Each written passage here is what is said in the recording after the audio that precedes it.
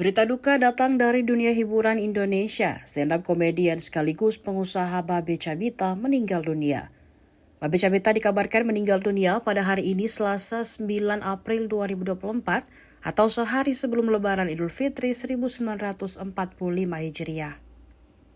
Pengumuman kepergian Babe Cabita disampaikan kerabatnya di akun Instagram @okirengga33 melalui akun media sosial pribadinya di Instagram dan X. Berdasarkan postingan tersebut tertulis pesan pemilik nama asli pria Prayoga Pratama bin Arsyad Tanjung alias Babe Cabita meninggal dunia pada pukul 6.30 waktu Indonesia Barat.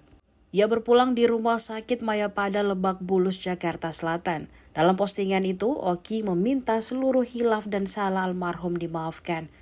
Selain itu terlihat dari postingan terakhir Babe Cabita di Instagram sudah dibanjiri warganet. Banyak yang syok dan sedih mendengar kabar duka itu. Begitupun dengan komika Marcel Widianto. Ia mengunggah foto kenangan bersama Babe Cabita. Sebelumnya diberitakan Babe Cabita mengidap penyakit langka pada tahun 2023 lalu.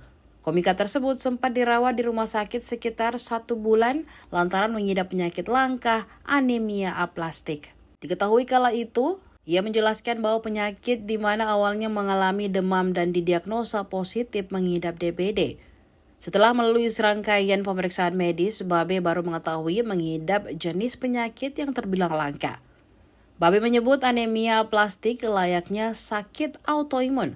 Lebih lanjut, Babe menjelaskan penyakit anemia aplastik. Ia mengatakan normalnya imun tubuh akan menghadang virus-virus penyakit yang masuk ke tubuh. Sementara imunnya justru menyerang tulang sumsum belakang yang bertugas memproduksi sel darah merah. Kepergian Babe Cabita meninggalkan istri dan 2 anaknya.